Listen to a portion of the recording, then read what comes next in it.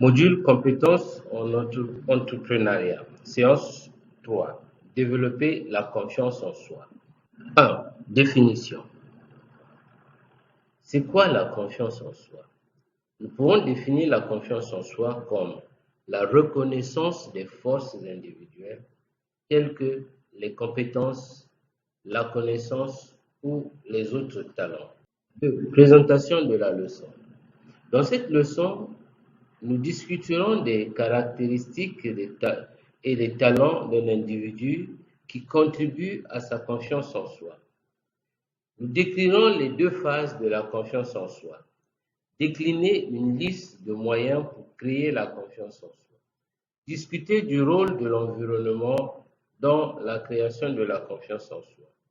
Identifier la perception des apprenants de leur confiance en soi personnelle.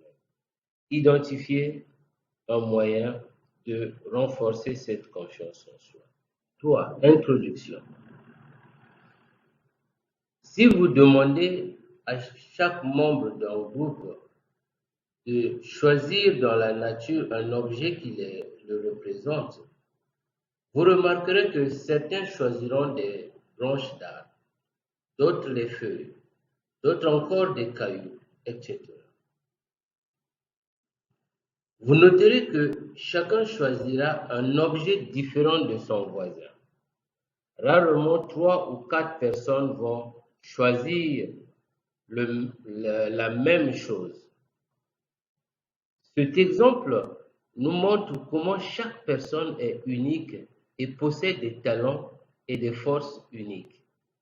Alors, reconnaître ses propres talents et ses propres forces aide la personne à établir sa propre confiance en soi.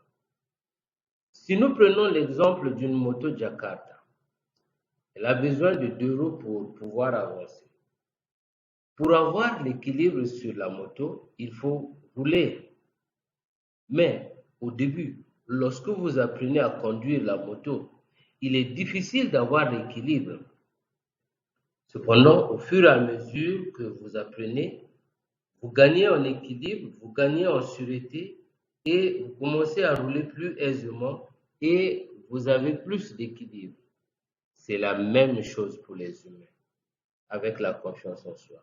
Ce n'est que lorsqu'on décide d'avancer et de ne pas avoir peur qu'on commence à voir les avantages du fait d'avoir confiance en soi-même. Au début, on peut avoir des difficultés ou la peur, comme pour la moto. Mais si on continue et qu'on n'abandonne pas, au fur et à mesure, on commence à bénéficier de la confiance en soi. Cette confiance qui se repose, comme nous avons vu, sur les compétences, les connaissances, les talents de la personne. Un exemple d'une personnalité des personnalités qui fomentent de la confiance en soi. Le Moro Nava ou le Dungutigi de la ville. Une personne qui a confiance en soi doit reconnaître ou admettre ses forces, ses talents, son savoir, ses compétences.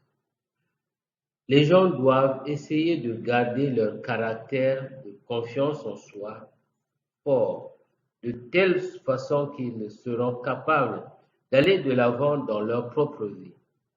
Établir une confiance en soi est un exercice de toute une vie. Si nous revenons à l'exemple de la moto, nous pouvons noter que si une seule roue est pleine d'air et que l'autre est à plat, la moto Jakarta ne sera pas aussi fonctionnelle qu'avant. Les gens peuvent monter sur la moto, mais ce serait très difficile de la conduire. La même chose est valable pour la confiance en soi. Se rappeler les critères de la confiance en soi, la reconnaissance de vos forces par vous et par les autres. S'il n'y a que vous qui reconnaissez vos forces et que les autres ne les reconnaissent pas, vous serez comme cette personne avec une moto Jakarta ou une moto simplement qui a une roue pleine d'air et l'autre est à plat. La seule façon pour une personne de reconnaître que quelqu'un apprécie ses forces, c'est quand il ou elle reçoit un compliment au sujet de quelque chose qu'il a réalisé. Une des façons d'améliorer la confiance en soi est d'apprendre de nouvelles compétences, améliorer les compétences que vous avez ou gagner en nouveaux savoirs.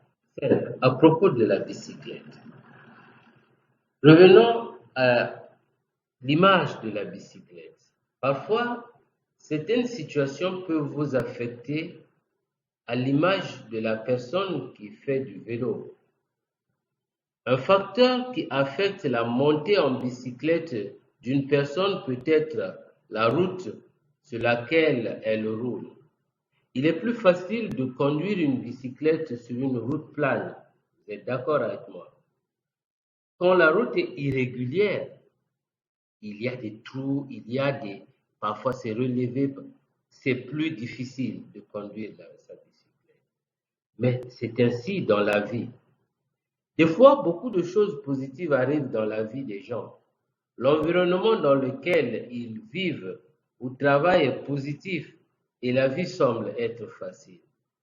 Par contre, pendant les périodes où la route est irrégulière, c'est-à-dire les périodes où ces personnes font face à des difficultés, à des problèmes, à des défis, la vie est irrégulière et il devient parfois difficile d'avancer. Et c'est plus difficile aussi de se sentir confiant. Cependant, c'est en ce moment qu'il ne faut pas abandonner. Il faut regarder à ses objectifs et continuer d'avancer.